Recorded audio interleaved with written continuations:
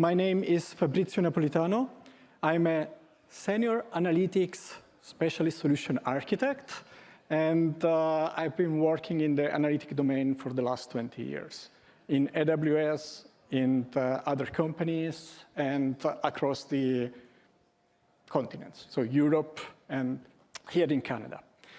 I know you probably would be here mostly for our guest speaker. Unfortunately, we are not yet fully out of the COVID time, so you will have to bear with me in this slightly changed session. So, without further ado, let's start. And the first question would be, why a modern data architecture? What has this to do with data mesh? What are the different patterns that you might want to use? So, one of the recent Forbes articles found out that while a high percentage of organizations look to be data-driven organization, quite a few succeed in that. But why is that? Well, before we look at the why, let's look at how we define a data-driven organization. It is an organization that harnesses data as an asset to drive sustained innovation and create, obviously, actionable insights to supercharge the experience of their customer, users, citizens, patients. So what are some of the key aspects there? Well, data needs to be treated as an asset, but even more as a product. And sometimes this is a bit of change of mindset. How do I treat data as a product? What are my next steps for doing that? And some of that will come later. You need to have sustained innovation. So data obviously is the primary driver here. Isn't it our new oil? But the key word is sustained. You want to continuously innovate. You want to create and enable a self-propelling momentum of innovation. And obviously, I'm not going to speak a lot on actionable insight. That's been said for quite a few years in this domain. But you really want to action on your data. You want to make sure that you can provide recommendation of new services to your customers or citizens. Having interesting insight, what am I going to do with that? What is the useful for our organizations? And finally, experience. And what about that? Well, we need to be focused on our users. We need to work backwards from them. Understand what are their really needs, what are the insights that can really help them. And focusing on that will help us to gather even more information from them. And that will help us build the flywheel that make us continuously innovate. So, how do you become a data-driven organization? Well, in that, a modern data strategy can help you. And again, a modern data strategy is not just technology. As many things in the data domain, is a combination of people, processes, and the technology that enables that. So in short, obviously, we have all hundreds of sources with huge amount of data coming in nowadays, right? We want to bring that into our analytic platform and store it possibly somewhere where it can be easily accessible, a data lake, for example. And as soon as the data is in our repositories, we want to catalog and start governing it. Because we need, if you want to be successful as a data-driven organization, follow the FAIR principle. Data needs to be findable, easily accessible, interoperable, and reusable. So having a catalog, having a data governance practices is a must to be able to say. And obviously, then you're going to start processing your data. with some big data processing engine like Spark or Hive or Presto or your third-party solutions, and store it in different format depending on how the people will use it. So you might still keep it in the data lake, you might put it in some other sort of databases, relational or non-relational. And obviously, you want to apply machine learning on it, and you want that to be connected. This way, you get the insight to the people on their apps, on their device, and you gather the feedback inside your sources, and there the fly will start. Now, this session will be mostly about how you build the modern data strategy on AWS and what are the different architectural patterns that you can apply from the data lake, lakehouse, data mesh. So let's look at what it is that you can do to build your modern data strategy on AWS. Well, first of all, you can leverage the broadest set of analytics and machine learning services out there. So you can ingest your data in our Amazon Simple Storage Service, S3, where you can put any sort of data at any size. And maybe don't have to remind the highly reliability of S3 with a durability of 11.9. And is it almost infinitely scalability, or it's highly performant distributed accessibility. But then, as soon as the data is in S3, maybe you can call it your lake, you can catalog. You have to catalog. You can automatically discover this data using AWS Glue and add it to your technical catalog that is the AWS Glue catalog. Once you are there, you can leverage the AWS Lake Formation service to add security and additional governance layer to your newly formed lake. And that's, at this point, enable you to give access to your users. They can discover the data from the catalog, and as soon as you have granted them the privileges in an easy way with lake formation, and we will see how in a few slides, they can just run a query, for example, with Amazon Athena on it. A serverless SQL engine based on Presto that allows them, without any infrastructure, to start querying the data as soon as it is landed and cataloged. But for servicing our users in the right way, we always need to do some preparation, some cleansing of the data. We need to adapt the data to the use case that we are servicing.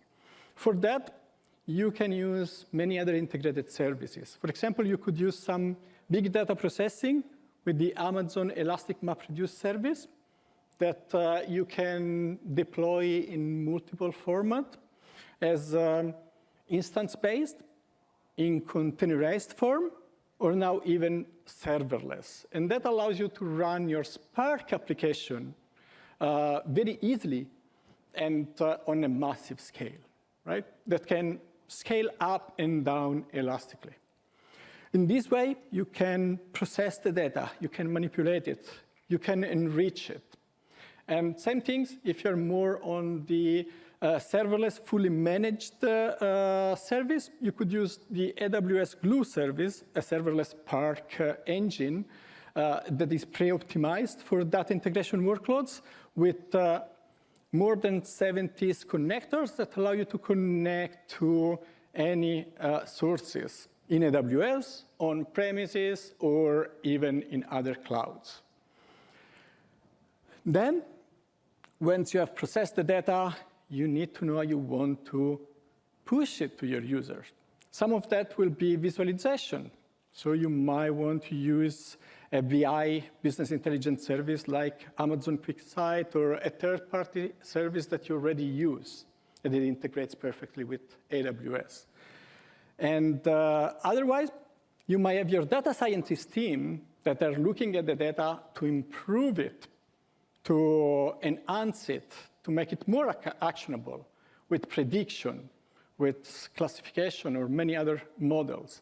And they could use SageMaker to access the lake information and build, train, and then even put this model in inference.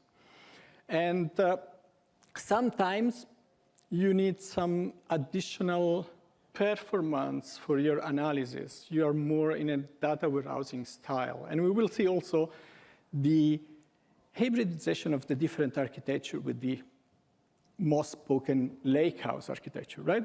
And for that, Amazon Redshift is your cloud data warehouse with a proven highest price performance factor. And it allows you, again, to deploy your data warehousing in many different formats. So you have a 20/7 warehouse need, you'll deploy it as a cluster. And maybe you reserve your instances to gain more cost savings. If you have a highly unpredictable workload, we have now Redshift serverless. You don't need to consider anything. You just run your query. As soon as it's finished, you stop paying. But there's also other analytics workloads. You might be looking at operational analytics, where maybe it could be logs analytics.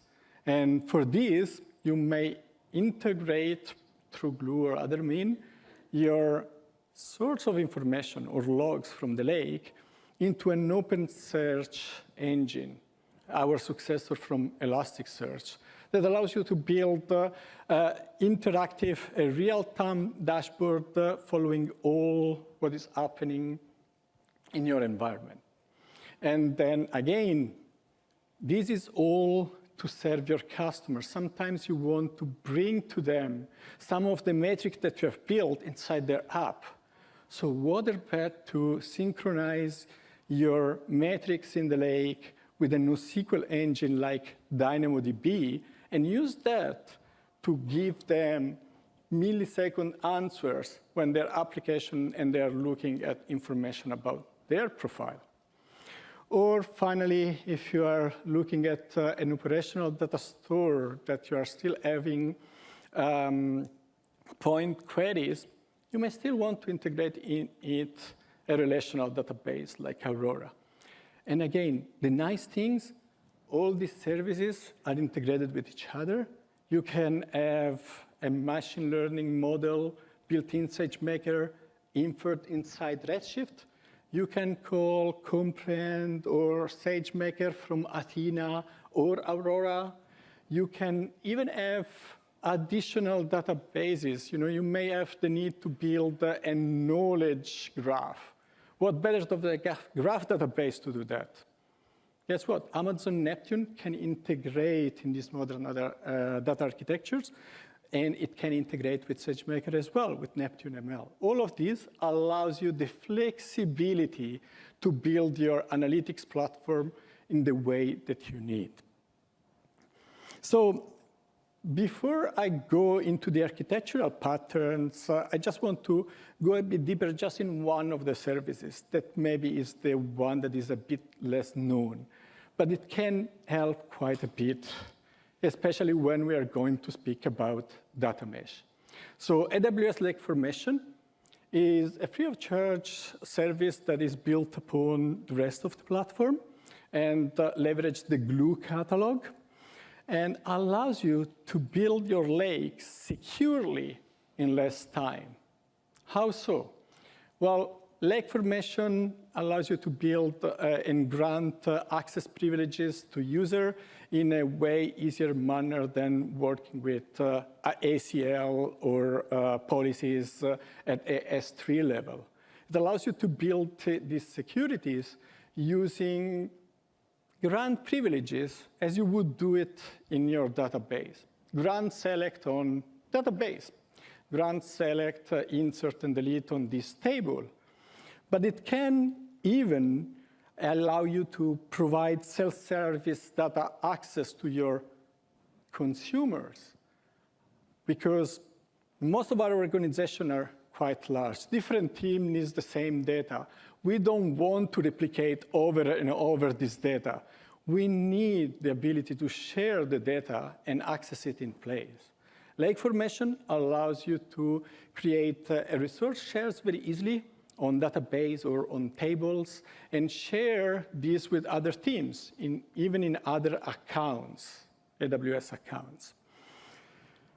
But that's not all.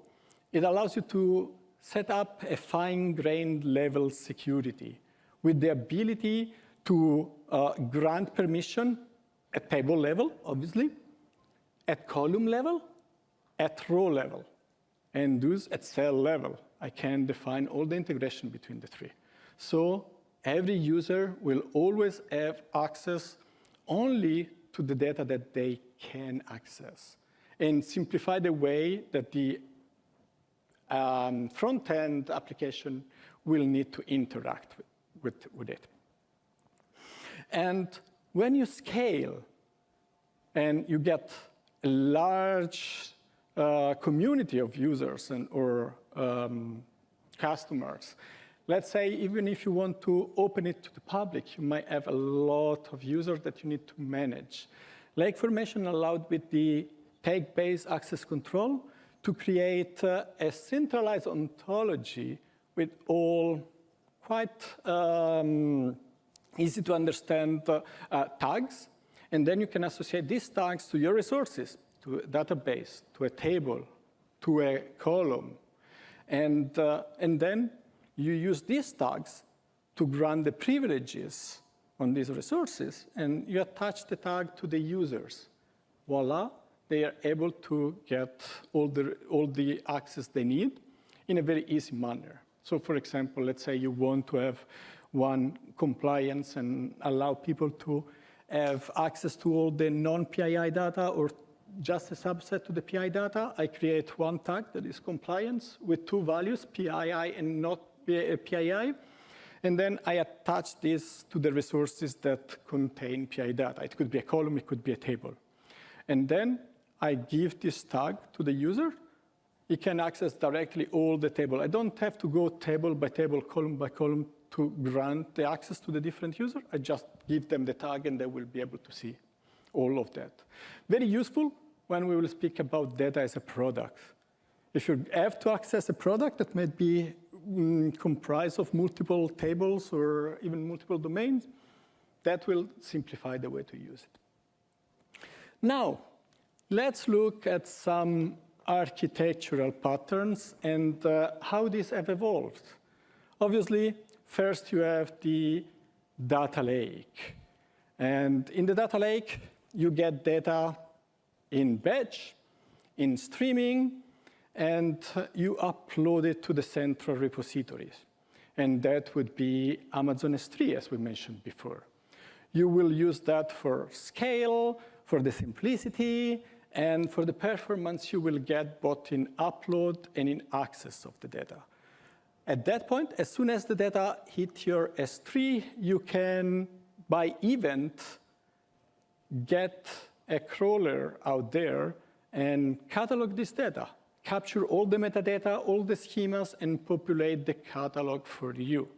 So your data stewards can get into lake formation, grant the right privileges to the access, and voila, all the different services from AWS, but also from third party, can start accessing the data. At that point, depending on the use case, you might work on business intelligence, on machine learning, or you might still use the other analytic services to continue the processing of the data. But I think I hear some of you may think, yeah, the data lake is so yesterday. We're really starting speaking about lakehouse or other pattern. Yeah, that's fine, that's true, but consider that a lakehouse is a step further from the data lake. So you have your data, you want to access it seamlessly, transparently, from your big data processing engine, Spark, or from your SQL warehousing engine, high performance. Guess what? This is a way to analyze all of your data. And if we move up for the previous diagram and we concentrate ourselves one moment on Redshift, Redshift has added this capability to access the data in the lake since years ago with the Redshift Spectrum functionality. And that makes it transparent to join data that you might have native in the warehouse and data that is in the lake, or just run a serverless Redshift query on the data lake without even knowing where the data is, right? You can build materialized view on top of that so that you can even add additional layer of performance. But that's not what you only need in a lakehouse. You need to be able to integrate with machine learning and bring the models close to the type of user. So SageMaker is perfect for data scientists. Now, what if one of your data warehouse engineers, data warehouse analysts want to make through SQL a model? Because they have the data. They know they have to do a prediction on the data that is in that specific Redshift table or couple of tables. So with Redshift ML, you can actually create, train, and publish to infer the data directly from an SQL. And with the Redshift SQL Editor v2, we also provide a notebook to create your SQL application for the analyst a bit easier. And finally, you still need to share the data. Many companies will need to have multiple organizations.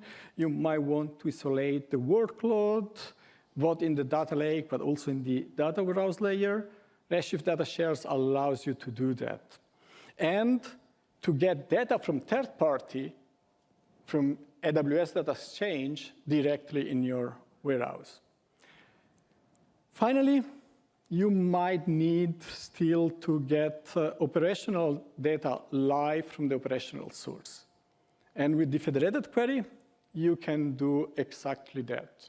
So you can join your lake or your warehouse table with the latest information from the operational database that is stored in MySQL or Postgres in AWS.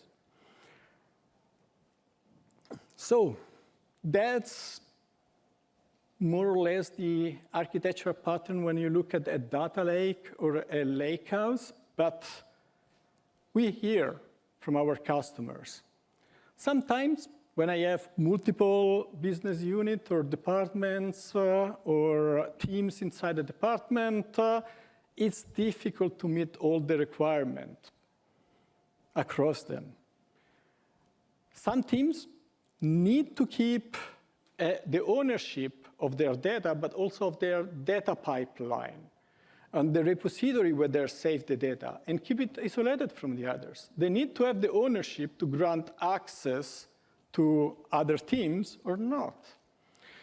Sharing data, when you replicate it, is like having lost the data. You don't know what they're going to do with it. You can't stop them to do it.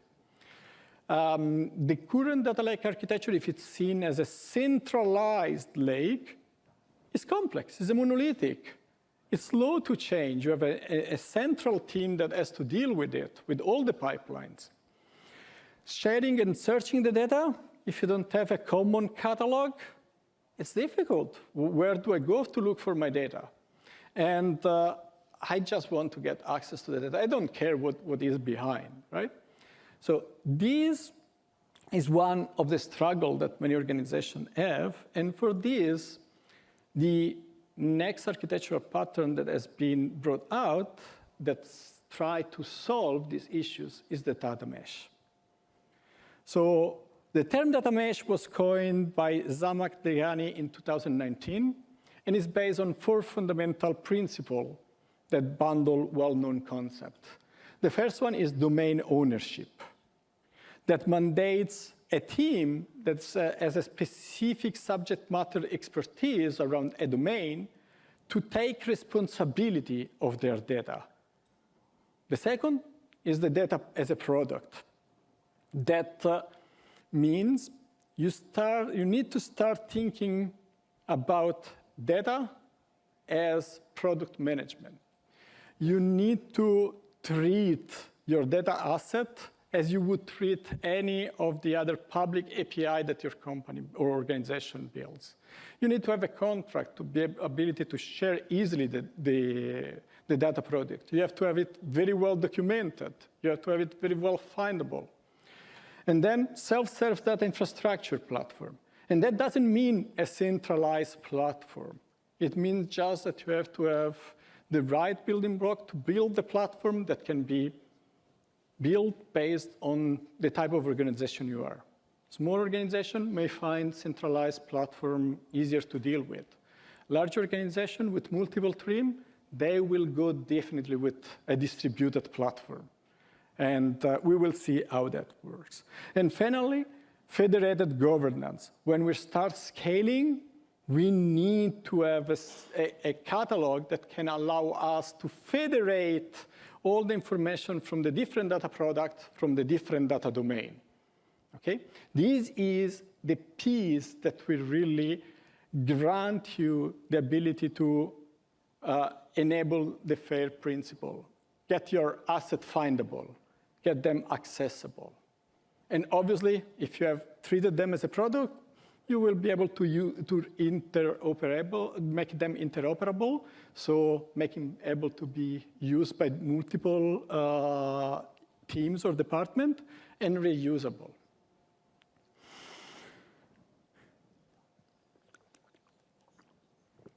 So, looking a bit more deep into the data mesh core concepts, we do have the data domains.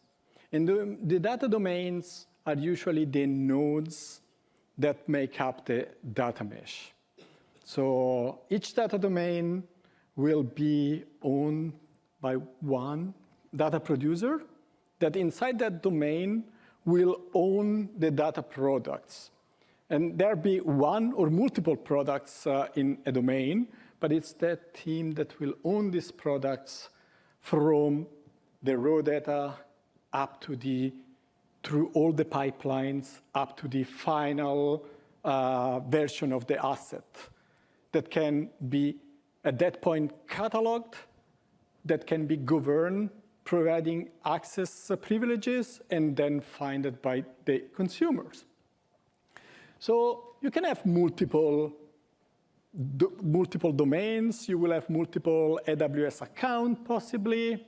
We will see that you could even have it in one single account, but more often with the larger organization, you will have multiple accounts, and then you see in the middle, you have the federated data governance, and it's been put in a separated account. Why so? Because that will be the single piece, the single account where all your data steward or your governance people will need to connect to make sure that all the product, all the assets, all the tables have been cataloged correctly, have been granted the right access privileges. They can audit how they've been used. They don't need to get into all the producer accounts. They just need to know the central piece. And then, from that central piece, I can share this information with the consumer account without moving the data. So what's happening is, lake formation, we have seen as a data sharing feature. And once I have cataloged my data in the central account, I can use that to share data with multiple consumer accounts. And we'll see in the next slides how this will work.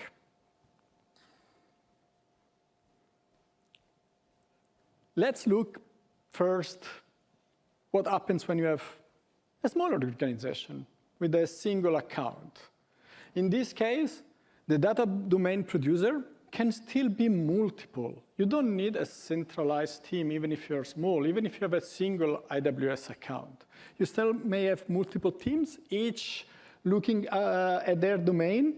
And if we look at the health industry, for example. One domain could be the insurance domain. The other could be the central health. The other is the personal information.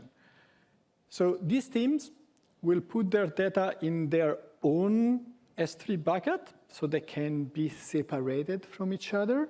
They will own a set of pipelines that operate and process this data and put it in the final format.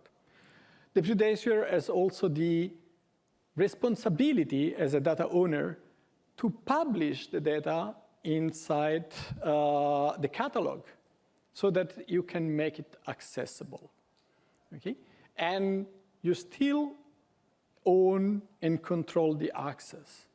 So even if you share the data, at any point in time, you can revoke these privileges, and the consumer account will lose the access. So you never lose the ownership of your data when you share it this way. And you can enforce or find out multiple models to enforce your governance. So you could, as a producer, directly enforce fine-grained permissions. If you don't know exactly all the consumer's team, how they will use it, you could yourself share a more broad-grained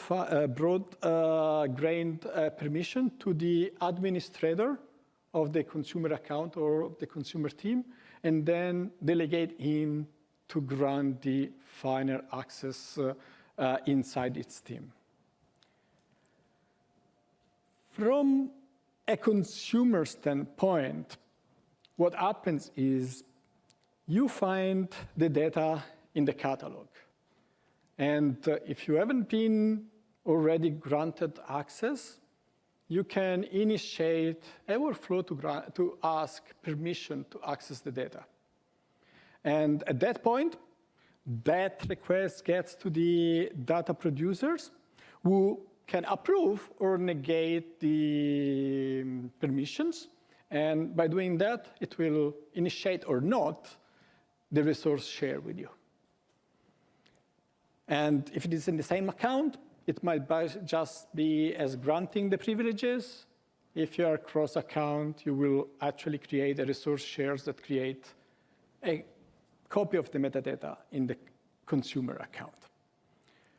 Then the producer grants the right set of permission to the data set.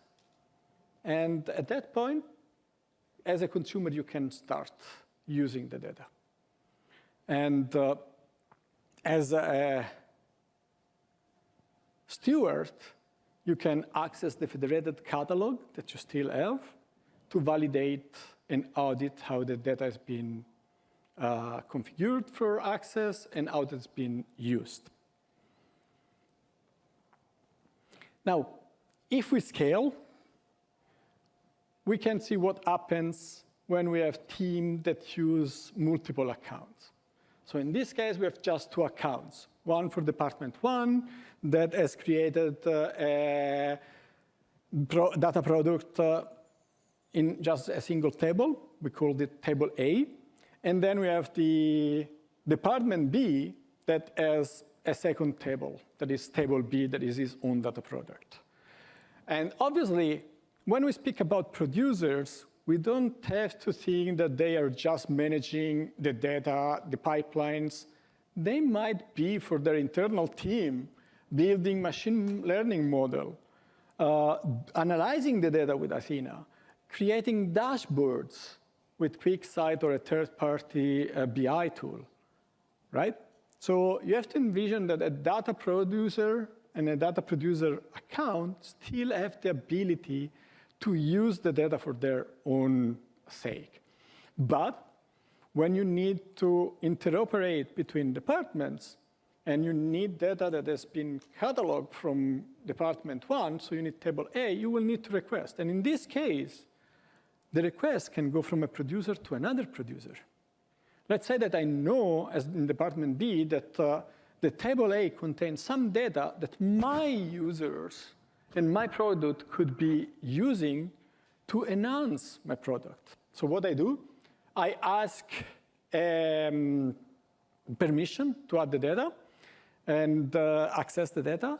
And so you see in the top layer where you have the data governance catalog, you have 3 databases. One owned by the first department that contains a table A, and one owned by the second department that contains table B. But as soon as I get access from department 1 owner and get grant select to table A to my department, I can create a new table, a new product that is table AB. And I can publish it again for someone else to use it. Wrapping up, setting up all the layers, now we have 3 producers, 1, 2, and 3. Each of them has a data product that is in a single table, right? So the department 1 has a database 1 with table A, department 2, database 2 with table B, department 3, database 3 with table C, and there is a typo in the slide that I just found. But at this point, I have cataloged my data, and the consumer starts looking at the catalog and ask me, you know what? I need access to table A for my data processing. I want to access it through Athena, through some of the API, AI API, or through Bashet. So as owner of the first department, I grant access to the consumer X, and he will get access to table A. And he can start doing his query, getting this data, and maybe imported it or join it with his warehouse tables. And how it works is whenever in the consumer X submit a query through any of these tools on that table, the service will require an authorization to the central governance, federated governance account for the principal. So the lake formation will look at all the privileges that have been set up, and based on that, we'll push the request to the producer account where the data is sitting. So data is always in place. It's not been moved. So based on the privileges, I have access only on 3 columns of the table. The producer account will return this data set through the client query service and up to the consumer. Okay? Let's say that in the consumer Epsilon instead want to build a dashboard, and it saw table A, granted access, but it sees that it missed some data and knows that it's available in another product that is table B. So it requires the data. It will get granted access privileges. And again, when my QuickSight dashboard is refreshed, or if I'm using direct query, is push the query, it will request the authorization principal to the lake formation interface. The lake formation API will pass that to the S3 bucket that is in the department 2 account, return the object based on the privileges, visualize the data in the QuickSight dashboard. And finally, you have the last situation in which I'm building a machine learning application, and I need all of the 3 products. Again, very easy. I request access to the 3 producers. They grant me access. I can start playing with all the data without moving it, without any of the producer losing control of the data. So these patterns have been used by many customers, both in commercial and public sectors. From public sector, for example, Fannie Mae has built a data mesh on top of Redshift.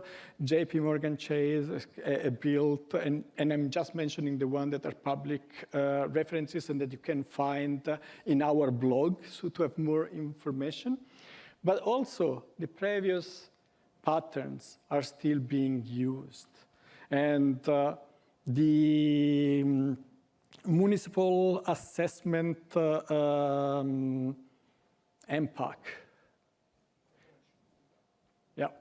is using, for example, Redshift and Spectrum and a data lake to power their assessment platform, and you can find the case studies on our website.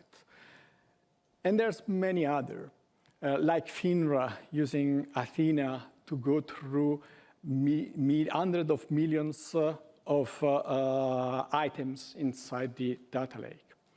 And there is another use case that I added because it's the use case that our customer that had to present with me, and unfortunately it's not here, as is been using. So what if your data is not all in the cloud, or not all in one cloud?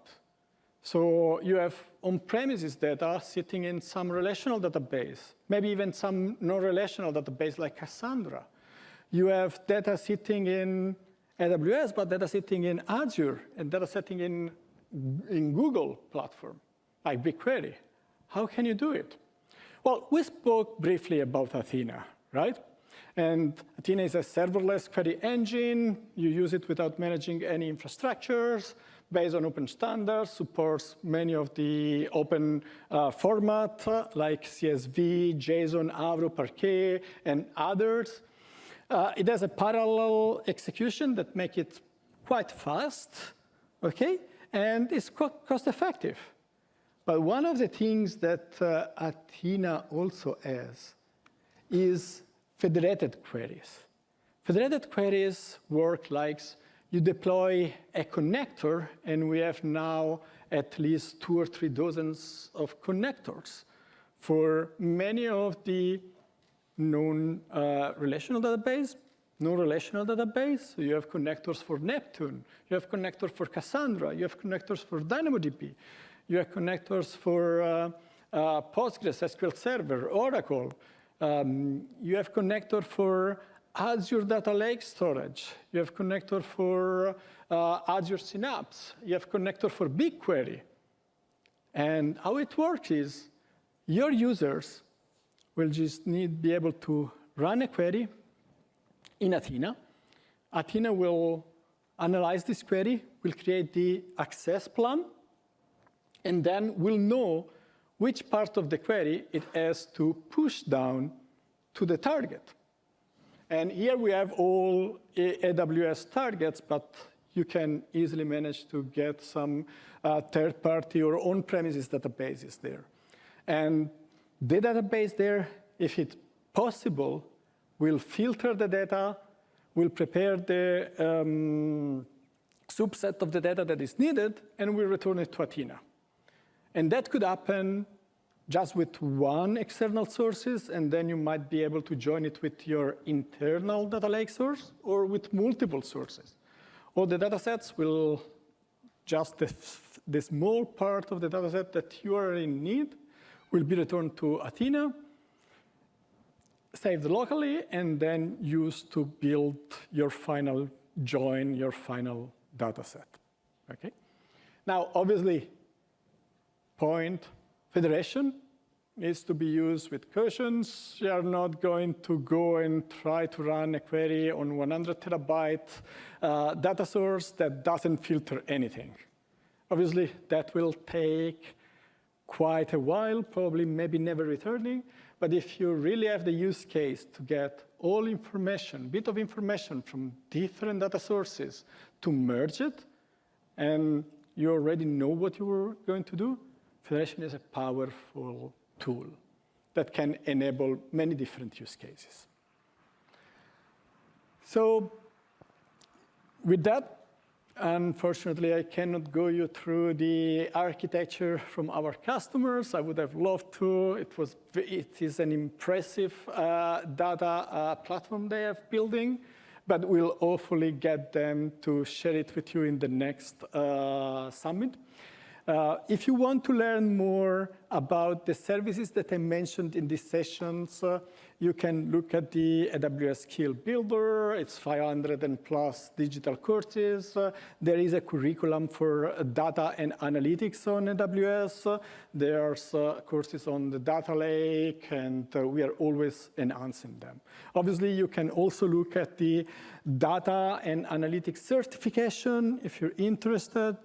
And if you need some help building a data strategy or a data vision or putting the strategy at work, we do have some programs that may help. So the Data-Driven Everything program was built for data-driven organizations and is a joint engagement that we offer through some consulting and workshop where we apply Amazon working backwards methodology, bring in the same room your technology stakeholder together with the business stakeholder, look at one or two of your use cases, and look at the different personas that are included in that use case, try to find all their requirements, what is the experience that they need. And what comes out from that is a vision and a strategy how to achieve these outcomes, but also a very specific architectural draft, architectural asset, and maybe the steps to implement a minimal valuable product on top of that use case. And if you went through the D2E and you have now the architecture, or you may already have a strategy and architectures, the data lab can help implement that architecture or design the architecture that matches your strategy. And it's a joint engagement between your technical teams and AWS technical experts. And so we have two flavors for that, the design lab and the builder lab. The design lab takes your strategy, it sits with your stakeholders and helps you build one of these architecture that I've showed you. Well, these were not really architecture, it was very high-level diagram, but let's think a detailed architecture for using these services and maybe even third-party services if you already have them. And that's the design lab. And the builder lab instead is when you already have an architecture, you already have the data, you want to implement a data pipeline, for example, or a machine learning algorithm. So your team is fresh and doesn't have yet all the AWS skills. You can come and pair with us. We'll get an architect, data lab architect, to sit with you. It will work like a product manager and will help you plan the engagement over the one week. And your team will be building it together with AWS experts. So let's say you're building a data pipeline in Spark using EMR or Glue. You will get an EMR or Glue expert that will help your team build the pipeline. You're building a dashboard. You might get a QuickSight expert doing that. That's all possible. And with that, I think I can tell you thank you very much for bearing for me with these 50 minutes. I hope you find the session interesting. Please remember to complete the session survey. It really helps us understanding if what we can we deliver, it's what you need, and improve for next year. With that, we have 50 seconds if there's any question. Otherwise, thank you.